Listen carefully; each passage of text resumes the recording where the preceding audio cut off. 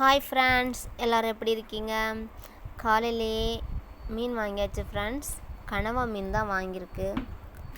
இன்றைக்கி இந்த கனவா மீனை நம்ம கட் பண்ணி க்ளீன் பண்ணி எப்படி சமையல் பண்ண போகிறோம்னு பார்க்கலாம்.